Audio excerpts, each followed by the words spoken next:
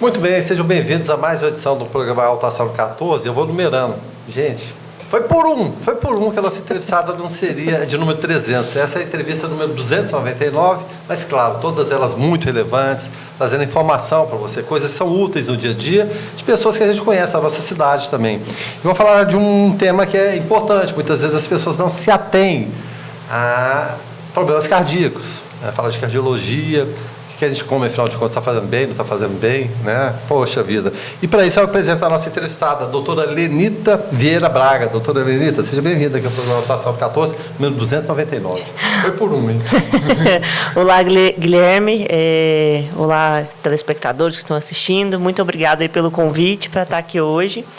E realmente, assim, a cardiologia é uma especialidade que é uma especialidade recente, né? Assim, ela veio a gente ter uma consolidação da especialidade de cardiologia no Brasil na última década ali de 50, mais ou menos. Então, já, em termos históricos foi ontem, né? Em termos históricos foi ontem.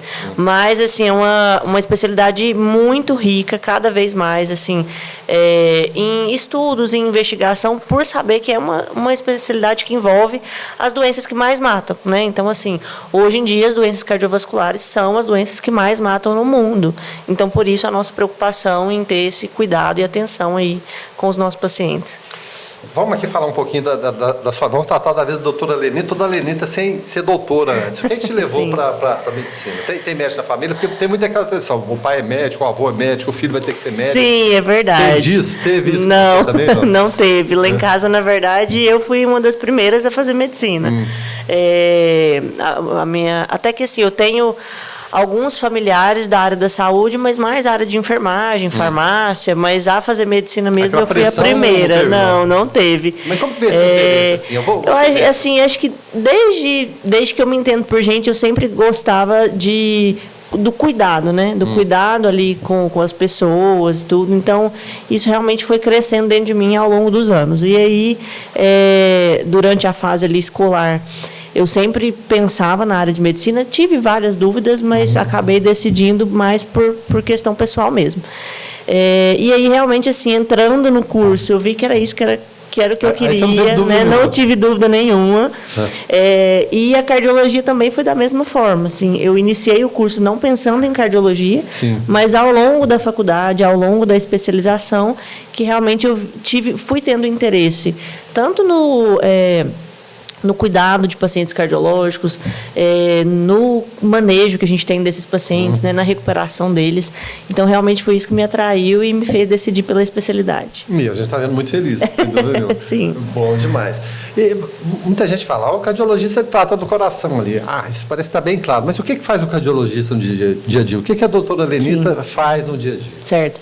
Bom, assim, o cardiologista, a função dele é o cuidado ali, tanto da parte cardiológica, coração, mas também do sistema cardiovascular.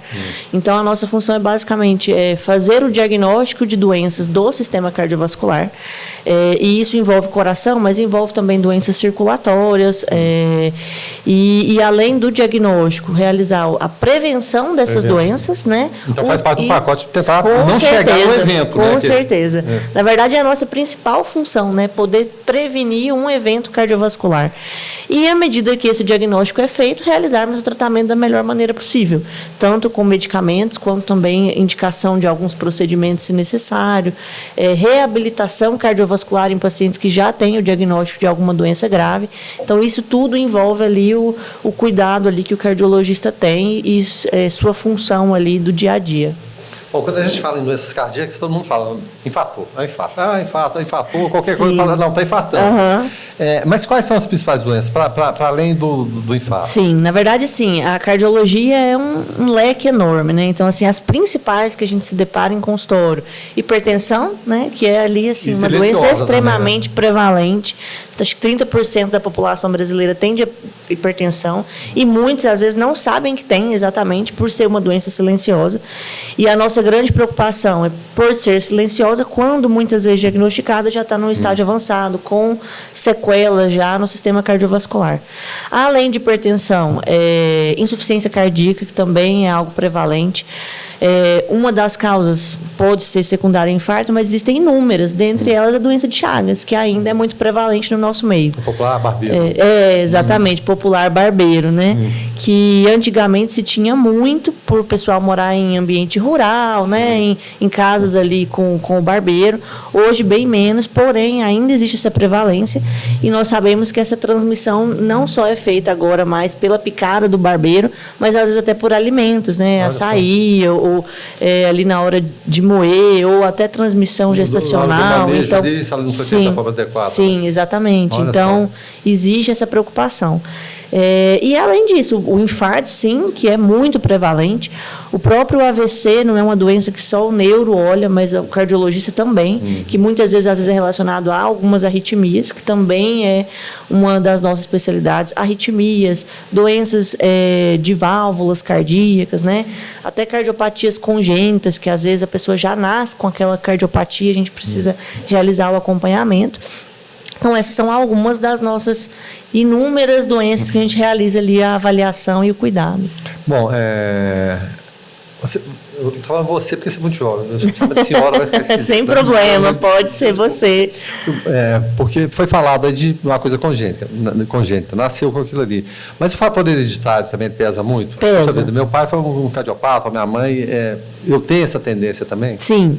Assim, o fator hereditário não digamos que definitivo. Meu pai teve e eu vou ter. Sim. Até porque envolve um conjunto de fatores ao redor, né? Então, o que você até come, dentre... Exatamente. Então, assim, às vezes o meu pai teve, mas o meu pai fumava, o meu pai não comia bem, tinha uma hipertensão mal controlada, né? Então, isso tudo envolve. Agora, sim, nós sabemos que existe, sim, algumas doenças existem essa predisposição hereditária. Então, às vezes, pacientes com coronariopatias, que seria ali aquelas placas, né, tendência à formação de placa nas veias, ali nas artérias, coração, vasos, né? Isso tudo, às vezes, quando isso acontece mais jovem, nos familiares de primeiro grau, nós preocupamos mais em investigar os pacientes por saber que pode haver uma hereditariedade. A própria dislipidemia, o colesterol alto, né? Alguns pacientes não necessariamente vão ter colesterol alto só pela dieta. Então, existe, às vezes, uma produção do próprio corpo de colesterol e isso, às vezes, está relacionado, sim, à transmissão hereditária. Não que necessariamente passe de pai para filho, mas que, às vezes, naquela família possui algum gene que predispõe a ter algum fator de risco a mais para doenças cardiovasculares. Em relação àquela balança homens-mulheres, todo mundo imagina, raramente fala, não, ela infartou. Geralmente sempre relacionado ao homem. Essa balança está mais equilibrada ou não? Continua sendo predominante mais em homens que mulheres? Na verdade, varia um pouco. Ainda assim, existe uma predominância do sexo masculino. Muito do que nós especulamos é até pela questão do cuidado, né? Então, às vezes, a mulher acaba procurando mais o serviço de saúde, acaba tendo... acaba só obrigando o homem aí, né? Mas tem essa procura, esse cuidado, às vezes o uso mais regular das medicações, então isso acaba assim tendo um cuidado maior. E a própria questão até de hábitos também, né? Então, às vezes o homem acaba sendo não etilista, acaba tendo hábitos ali inadequados, mais sedentário, e isso sim, sem dúvida, acaba interferindo, impacta ali na resposta ali do sistema, né, do nosso corpo. Então, não tem jeito. Eu sempre falo que a gente, por vezes, vive uma ditadura da beleza, mas parece que ela restringe a mulher. Homem não, tem orgulho daquela barrigona feia. Aquela... Exatamente. Né? Olha aqui a barriga, tá rico, sim, nossa, você tá ricando demais, olha que barrigona. Exatamente. E o fator de risco é embutido ali também. Com certeza. Não é vaidade, né? Não, de forma alguma. É claro que, assim, tudo que é ao extremo nos preocupa, mas dentre ali os fatores de risco para doenças cardiovasculares, nós vamos envolver isso, hipertensão, a própria diabetes, que está muito ligada à questão alimentar, a dislipidemia, que é o famoso ali colesterol alto, o próprio sedentarismo, a obesidade e a questão hereditária, tabagismo também, sem dúvida. E nós sabemos, assim, a própria síndrome metabólica, que é o que nós denominamos ali, aquela circunferênciazinha, a barriguinha ali, né, a circunferênciazinha abdominal mais alta, o peso inadequado, alteração do colesterol que não tratado, e isso ao longo dos anos, isso vai gerando impacto. Não é algo também que, eu estou com isso agora, vou infartar amanhã, não. O grande problema é esse, é ao longo dos anos. Então, quando já começa a se manifestar, às vezes já não dá tempo de corrigir. É um processo cumulativo também. Exatamente. E o estresse entra muito nessa conta também? Sem dúvida, sem dúvida. O estresse, assim, nós não temos muitos estudos, até por ser algo muito subjetivo, para falar assim, de um impacto direto. Sim. Mas inclusive existem doenças que estão muito ligadas ao estresse. Uma delas, um nomezinho aí estranho, que é o que a gente chama de síndrome de Takotsubo, ou que o pessoal chama às vezes de até coração partido, né? Que às vezes acontece mais em mulheres, mas acontece sim. Nós até pegamos um caso no Hospital Anima essa semana, uma mulher com um maior fator de estresse e às vezes acaba desenvolvendo uma insuficiência do coração de forma aguda. Desilusão financeira, amorosa, qualquer coisa assim. Ou até algum tipo de estresse, assim, um falecimento na família, ou alguma situação de estresse maior, isso acaba gerando esse impacto. Isso é algo que a gente vê direto, mas o estresse acaba tendo impacto também no controle pressórico, até em questão de risco de infarto mesmo, né? Então, sem dúvida, e nós estamos numa era que o estresse é uma doença muito prevalente, né? Assim, o transtorno de ansiedade, transtorno depressivo, principalmente após essa pandemia da Covid-19. Então, isso tem um impacto extremamente relevante, sim. E a cobrança, parece que o trabalho não sai da gente. Sim, sim. Tá ali o tempo todo, cada vez mais, né? Uhum. A gente estava falando aqui de pessoas de mais idades em intercorrência maiores, mas pode-se observar também problemas cardíacos em jovens, ou não é tão comum? Seja por conta da alimentação, alguma coisa assim, diabetes, por exemplo, que tem de jovem comendo porcaria também, pode antecipar processos que deveriam acontecer, se é que iriam acontecer, com mais idade? Exatamente, sem dúvida, tem. Claro que sim, o jovem, a prevalência das doenças cardiovasculares é menor, então é aquele caso atípico, não é o nosso comum.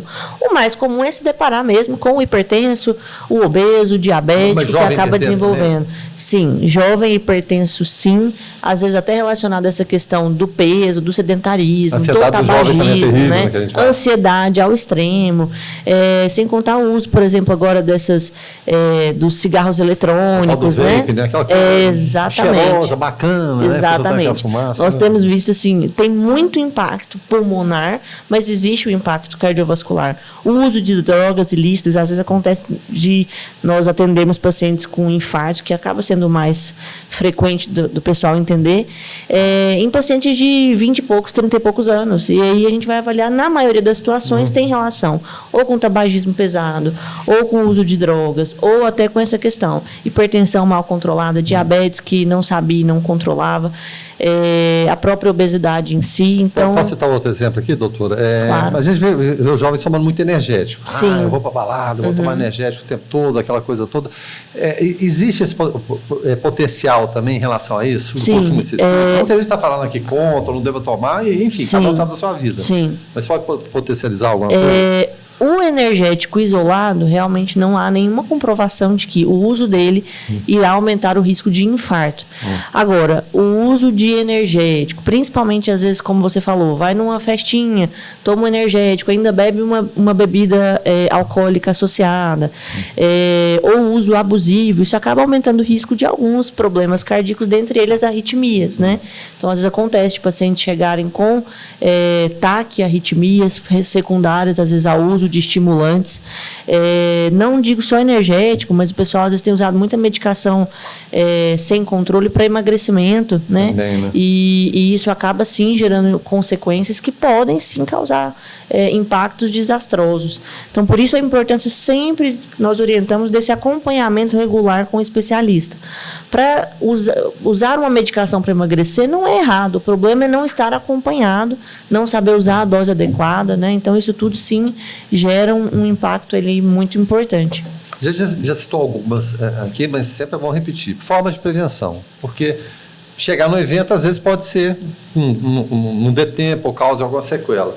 Mas como prevenir? A gente sempre cita exercício físico, dieta balanceada. Ninguém está falando que não pode comer nada. Meu Deus do céu, tem que virar um vegano. Mas eu gostaria que a senhora repetisse, frisasse exatamente isso. Formas de prevenção. Aquele pacote que todo mundo conhece, mas poucos executam. Sim, exatamente. Não tem segredo, né, Guilherme? Então, a prevenção é essa. Claro que existem algumas doenças que não tem como eu prevenir. Então, por exemplo, uma hereditariedade, não tem como eu mudar. Aquilo ali já veio comigo de forma genética. Agora, existem sim várias medidas que nós podemos tomar, tanto para prevenir quanto para controle das doenças já estabelecidas. Então, dentre elas, a perda de peso é extremamente impactante, principalmente em controle de hipertensão. Claro, a perda de peso naquele paciente acima do peso, né? Então, a perda de peso saudável. Hábitos alimentares tem sido cada vez mais visto quanto é importante e tem impacto na parte cardiovascular. Então, o nosso intestino ali, que o pessoal fala que é o segundo cérebro, né? Então, ali, assim... ele dá um indicativo de alguma coisa? Sem dúvida. Então, assim, acaba que uma disbiose, um intestino que não está ali funcionando bem, eu não vou conseguir absorver vitaminas de forma adequada, acaba gerando uma reação inflamatória, né? E isso falando só da parte intestinal.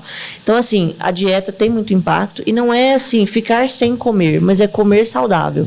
Então, até, por exemplo, a questão da dieta vegana, não precisa ser vegana, não vou comer mais nada. Não, mas comer saudável. Tanto que, assim, na cardiologia, a recomendação é o que a gente chama de dieta DASH, que é uma dieta mais voltada para verduras, legumes, uma redução da ingesta do sódio. Então, por exemplo, refrigerantes têm muito sódio, o sal em excesso, né? Então, essa redução da ingesta do sódio... isso acaba interferindo em redução de carboidratos, a própria carne vermelha não é proibido, tudo nós podemos se alimentar, mas tudo de forma balanceada, né? E além da questão alimentar, a atividade física, a recomendação ainda é mínimo de em torno ali de 30, 40 minutinhos ali, pelo menos 3 vezes na semana. Então, em média, 150 minutos por semana. E o importante da atividade física é a regularidade. Então, às vezes, acontece muito de ter aquele jogador de futebol ali de final de semana, né?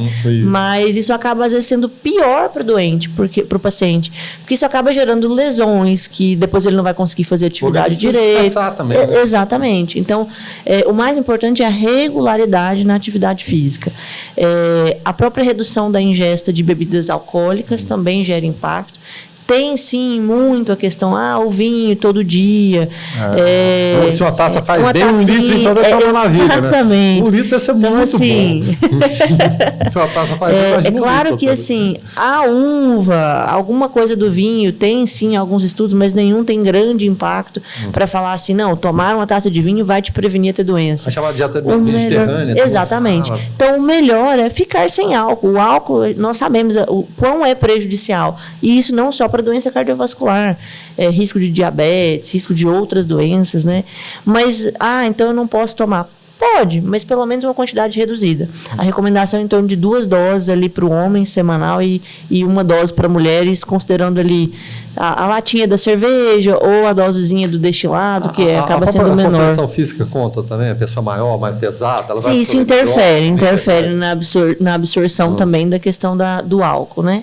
Mas a maior recomendação é tudo tem equilíbrio, tem esse balanço, né? Bom senso. Exatamente, bom senso. E, por fim, só finalizando os fatores de risco, tabagismo. O tabagismo não tem conversa. Esse é cessar o tabagismo. Não adianta, eu vou fumar menos. Não, isso acaba interferindo para ter uma ideia, assim, o tabagismo, depois que a gente para de fumar, em torno de ainda de 10 anos, a gente ainda vem colhendo as consequências ali do cigarro.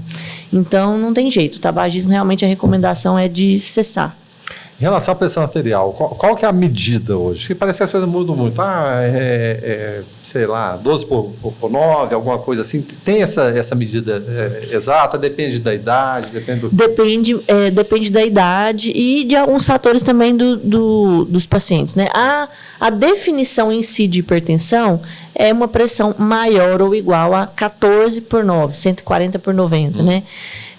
E isso, geralmente, para a gente definir, nós precisamos avaliar em 2 ou mais consultas, tem algumas medidas que nós precisamos realizar, mas esse paciente com pressão igual ou maior a 14 por 9, nós já consideramos um paciente hipertenso.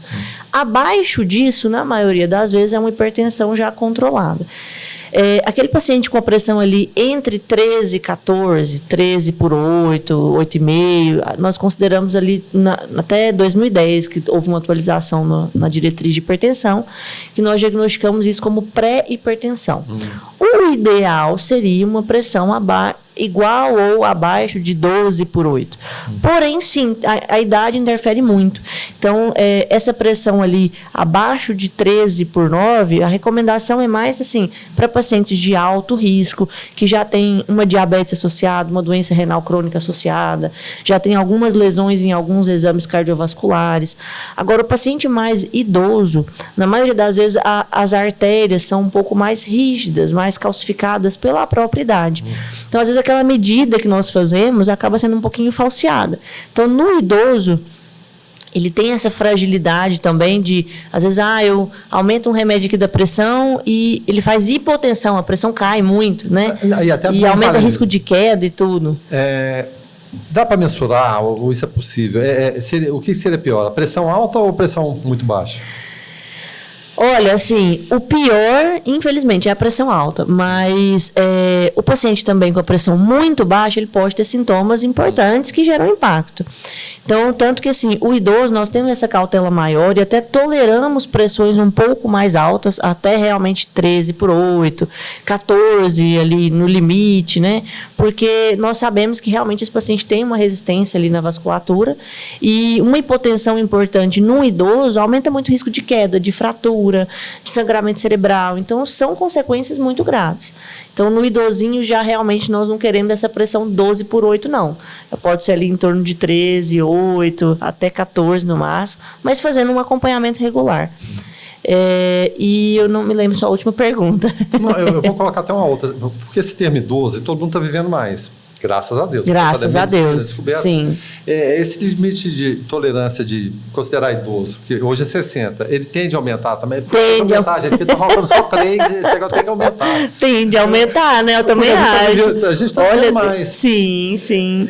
Mas tem muito dessa relação também, da questão da pressão com viver mais, estender a vida também, de repente mudar de 60 para essa tolerância ser um pouquinho maior? Sim, sem favor, dúvida. Me responda de forma positiva isso. Nós temos, assim, cada vez mais atendido pacientes com expectativa de vida maior. Então, pacientes, assim, que chegam ali aos 80, 90 anos, bem, então, assim, realmente, tem muitos pacientes com 60 anos que tem uma qualidade, assim, não tem aquele shapezinho de 60. Então, tem sim sido considerado, às vezes, considerar esse paciente ali terceira idade, idoso. Vira só às vezes nomenclatura, até mais. Na verdade, né? Vira só nomenclatura, né? E assim, nós temos muitos pacientes, às vezes idosos, que têm uma resistência, uma qualidade de vida muito melhor do que muitos jovens. A senhora já surpreendeu até com isso?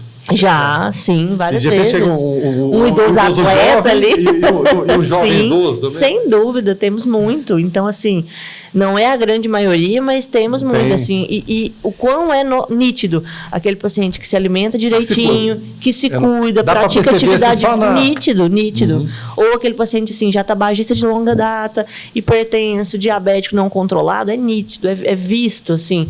Porque acaba interferindo em muito, em pele, inclusive, mas acaba gerando ali dificuldade na circulação das pernas, problemas tanto não só cardiovasculares, pulmonares, então isso tudo interfere. Até né? o caminhar da porta até chegar na mesa, dá para perceber, né? Já dá para perceber. Então tem sim sido considerado, às vezes até estender ali para 65 anos. Não pode subir mas também acho. Eu falo que eu acho que tinha que ser de 70, 75 para cima. Porque tem realmente a expectativa de vida tem se aumentado cada vez mais. E eu acho que a tendência é, sim, mudar essa questão da terceira idade, ali, a idade. Mas o mais importante não é a idade, é a nossa qualidade de vida. É o cuidado. Vamos falar agora, doutor, em relação a diagnóstico, como é feito esse diagnóstico, e também os principais exames. Certo, sim. Bom, assim, principais exames na cardiologia, eletro, sem dúvida, né? O eletrocardiograma aí... Mesmo sendo talvez mais antigo, descoberto ali, acho que em 1901, mas segue sendo ali fundamental, porque ele nos dá várias informações. Claro que, assim, um eletro normal não é igual a falar que o paciente não tem problema cardiovascular. Sim. Então, isso às vezes acontece muito também. O paciente está ali com dor, alguma coisa, chega, não, o eletro é normal, tá tudo bem. Não. Então, precisa ser investigado. Mas ele nos fornece ainda muitas informações. Então, tanto que o nosso diagnóstico de infarto, um dos principais exames é o eletrocardiograma, que tem que ser feito o quanto antes. E além desse, assim, o teste ergométrico, que é o famoso teste de esteira, né? Existem suas indicações para ser feito, não é para todos os pacientes, mas ele também nos dá um grande rastreio, não só de investigação das artérias entupidas, né? De doenças coronarianas, mas de arritmias ao esforço, avaliação, por exemplo, de atletas antes de atividade física.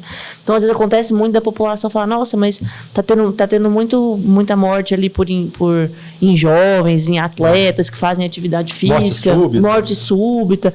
Mas na maioria das vezes são pessoas que às vezes não sabem que já têm uma doença de base e se submetem a exercícios muito intensos sem uma avaliação adequada. Sim. Então, não foi necessariamente pelo exercício em excesso, mas por uma falta de avaliação anterior, né? Você tem um método para fazer isso. Exatamente.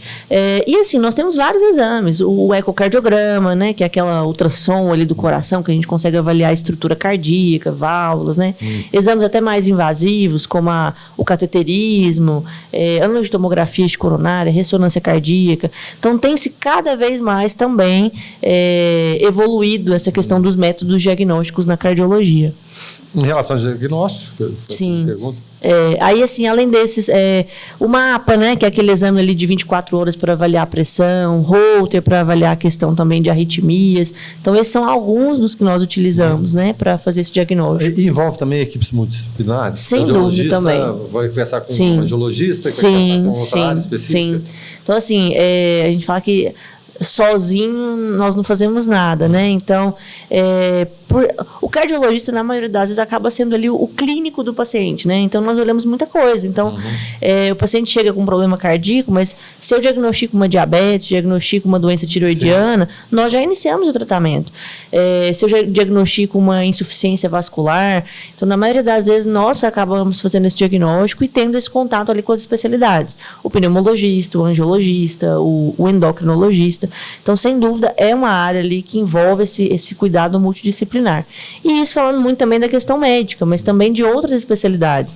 Então, ali o profissional de educação física, o nutricionista, que, assim, apesar de ser uma especialidade, às vezes, não muito valorizada, é extremamente relevante, assim, esse acompanhamento, essa mudança do hábito alimentar. Isso gera um impacto muito importante, principalmente ali, não só na prevenção, mas no controle das doenças já estabelecidas, né? O fisioterapeuta, então, assim, isso tudo acaba envolvendo ali a cardiologia. Em relação ao infarto, o que é o evento infarto e quais são os sintomas? Muita gente fala, o braço está formigando. Vai infartar, cuidado. Vai pro médico. Então pega aspirina, coloca mais na língua. Vai exatamente. Não fica deitado, fica sentado. O que é o evento infarto e quais são esses sintomas para o ouvinte poder ficar ligado? Certo. Bom, o infarto agudo do miocárdio, na maioria das vezes, é quando ocorre uma obstrução por algum coágulo, alguma plaquinha ali de gordura da artéria ali do coração, que se rompe, acumula placa ali de coágulo, placas ali, plaquetas, né, que nós falamos, então gera aquele trombo e isso obstrui o vaso que leva oxigênio para o músculo ali do coração.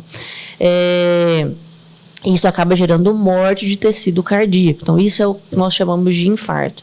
E, na maioria das vezes, os principais sintomas que, assim, precisamos sempre estar atentos. O principal ainda é a dor no peito, né? A dor torácica.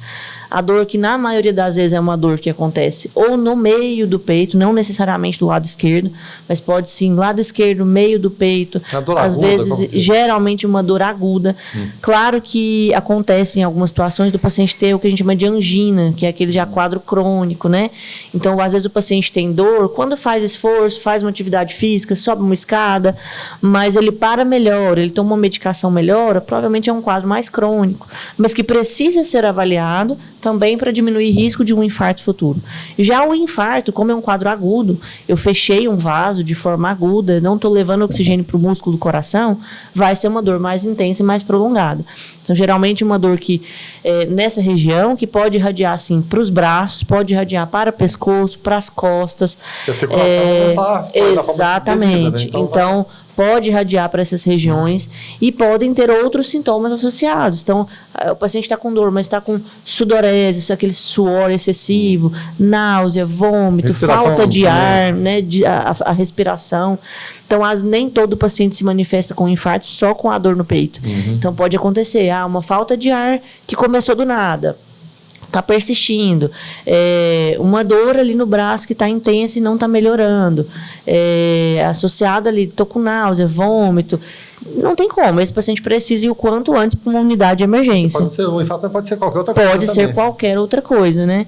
Mas, sim. Também, né? E assim, o primeiro exame a fazer é um eletro, então sem isso a gente não consegue ter nenhum diagnóstico. Então teve esse sintoma, não está melhorando, procure um hospital. Deu ali 20, 30 minutos, não está melhorando, o ideal é ter uma assistência médica mesmo. Em relação ao evento, infarto e tempo para ser socorrido e salvar a vida. É claro, cada segundo conta.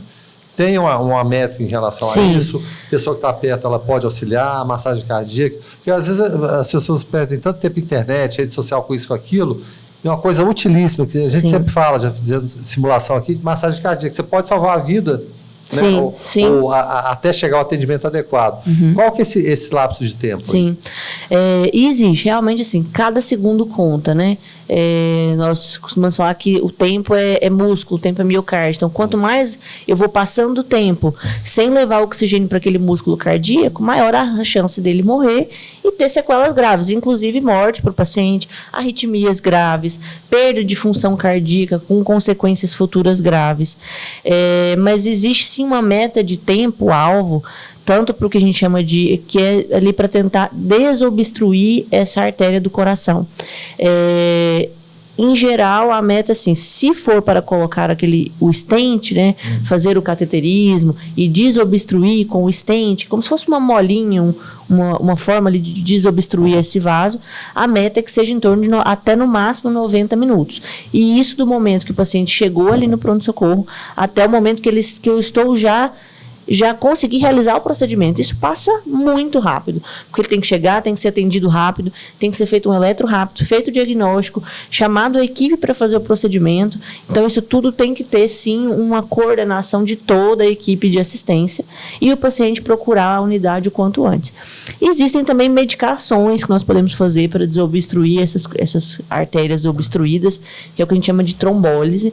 E para isso, tem contraindicações a serem feitas, geralmente o especialista vai discutir com o paciente sobre isso, só que essa medicação, a meta de tempo é de 30 minutos, então por isso a importância do tempo, né? Então, se teve o sintoma, não está melhorando, não fique em casa. Quanto mais eu vou passando o tempo, menor o benefício dos procedimentos, mais chance de ser feito e não ter um resultado tão positivo.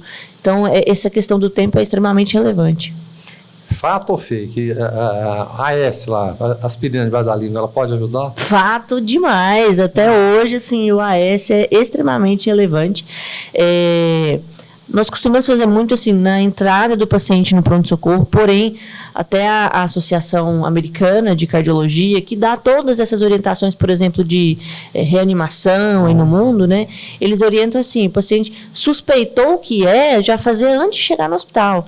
Então, ele já liga, primeiramente, se eu estou com um conhecido, por exemplo, né, com um sintoma, liga para a emergência.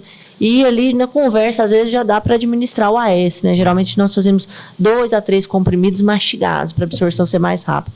Então, se não tiver contraindicação, o AS, sim, ainda muda a mortalidade no infarto, sim. Tá? E aquele pessoal que, já que é bom, vou tomar todo dia. Então, como medida preventiva, todo dia vou tomar AS. Se possível, mais de um. Vale também? Isso aí já não vale. Então, assim, antigamente até tinha essa recomendação. O paciente tem pressão alta, tem diabetes, é um paciente que eu acho que tem um risco maior de problema cardíaco, eu vou passar esse. Nós, assim, já tiveram estudos que provaram que o benefício é muito pequeno em vista aos riscos. Então, não existe mais a recomendação de se passar AS para prevenir infarto. Mas isso considerando assim, o meu paciente não, até então eu sei que ele não tem já nenhum problema. Então, nesse caso, eu não uso para prevenir. Agora, se ele fez um exame e viu que tem placa na carótida, ou na coronária, ou já teve história de AVC, ou realmente já teve infarto, ou é um paciente que até não teve infarto, mas tem angina, que eu comentei, esse não. Esse já realmente tem benefício de usar diariamente o resto da vida, por realmente ter um impacto em mudar a mortalidade, tá? Bom, para a gente encerrar, só para estourar um pouquinho, a gente está falando aqui de doenças cardíacas, a gente lembra primeiro transplante de coração, Dr. Christian Barnard, África do Sul, pioneiro, enfim, o paciente viveu pouquíssimo tempo. O que evoluiu de lá para cá? Porque a gente pega o exemplo recente, Faustão, ele não vai entrar no mérito, conseguiu o coração antes e depois, não é isso. Vamos falar da ciência pura e simples. O que mudou daquela primeira cirurgia lá atrás, pioneira, anos 60, para hoje, em termos de expectativa de vida? Certo, assim, a mudança foi extrema, né? Até porque antigamente também a questão tecnológica era muito mais limitada. Né? Então, assim, tanto a questão cirúrgica, isso comentando assim, de transplantes, Sim, tem sido cada vez mais tido um melhor preparo, uma melhor avaliação também do doador, né? Então, avaliando se esse paciente realmente não tem nenhuma doença ali associada que possa prejudicar o paciente que está recebendo, um cuidado maior do receptor, tanto de medicações, de suporte ali dos médicos, da equipe, de assistência ali com aparelhos, com medicações. Em relação às rejeições também, né? Sim. As medicações são importantes. Então, isso tudo realmente... A própria técnica cirúrgica, né, tem sido cada vez mais aprimorada para... Posso até abrir um parênteses aqui? A gente tem que lembrar do Dr. Zerbini, né? Como ele foi importante aqui, fez cirurgias até com muita idade. Sim, né? Esses pioneiros são realmente fantásticos. São fantásticos. Então, isso realmente tem sido muito, cada vez mais estudado e cada vez mais desenvolvido. Agora, até assim, extrapolando um pouquinho da questão do transplante, as próprias cirurgias em si, tem sido cada vez mais também aprimorado as técnicas menos invasivas. Então, por exemplo, de pouco tempo para cá, nós conseguimos trocar válvulas cardíacas por catéter, realizar fechamento de algumas correções de cardiopatias congênitas, como forame oval patente, comunicação interatrial, que são algumas dessas. Por catéter, marca passo, sem dúvida. Então, assim, um procedimento com baixo risco de complicações, que às vezes é feito com o paciente sem nem precisar de anestesia geral, só sedação. O paciente, às vezes, ambulatorial ou não, esse precisa ser internado. Mas, geralmente, correndo tudo bem, vai de alta no dia seguinte. Então, assim, tem sido realmente desenvolvido tanto materiais quanto estrutura para técnicas menos invasivas, com uma recuperação importante desses pacientes. A cirurgia aberta em si, a rachar o peito ali, né, a ponte safena ou trocar aberta, apesar de ser uma cirurgia mais agressiva, com risco maior de morte, também tem sido cada vez mais aprimorada. Então, com pacientes às vezes se recuperando mais rápido, menor tempo com aquele coração parado, com circulação extracorpórea. Então, assim, utilizando a nossa tecnologia a nosso favor, né? Então, esse desenvolvimento ali tem nos ajudado muito. Bacana. Conheci com a doutora Lenita Vieira Braga. Tem rede social, doutora Lenita? Tem Dá para sim. consultar 0800, não, gente. Tem dica lá. Geralmente, eu tenho o Instagram, que é o @Lenita Braga, doutora Lenita Braga, e Facebook, mas acabo publicando mais no Instagram mesmo. Algumas coisas. Ficou só o pessoal mais idade.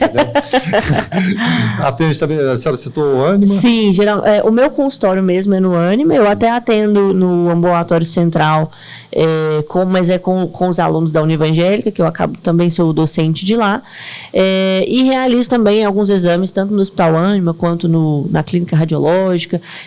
Meu atendimento acaba que, assim, em termos de internações, ultimamente estou realmente mais esse atendimento mais no Hospital Ânima mesmo, de Anápolis, com essa equipe ali cardiológica de lá. Certinho. Doutora Lenita, obrigado, prazer conhecê-la. Imagina, prazer foi meu, eu que agradeço o convite. Entrevista muito, muito bacana, tá? Para você que está chegando agora no final do programa, não preocupa não, porque ele é repetido diversas vezes na grade de programação do canal 14 da NET e também no nosso canal do YouTube, programa Alto Astral 14. Foi 299, semana que vem tem 300. Quem será?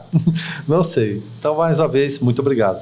Arroz e feijão Imperial, Geolab Genéricos, Hospital Evangélico Goiano, Univangélica, Supermercados Atende Mais, Compensados Anápolis, Clínica Vacine, Produto JK, a arte do algodão, Farmácia Naturalis, Cicobi, Unicentro Norte Brasileiro, Lages Vibracom, Porto e Pereira Hipercozinha Industrial, Rádio Imprensa 104,9 FM, Restaurante Barriga Cheia, Síntese Comercial Hospitalar, Ecoservice, Vigilância e Segurança Privada, Maglif Uniformes, Pérola Distribuição, Crédito, Contabilidade, Perícia e Auditoria, Laveste Lavanderia Hospitalar, Doutora Cristiane Santos, Endodontia, Cirurgia Parodontítica e Traumatismo Dentário, Mamãe e Bebê Kids, Varejão das Fábricas, Clínica Alto Astral, Usa Arquitetura e Interiores, Fazenda Campo Largo, leite de qualidade,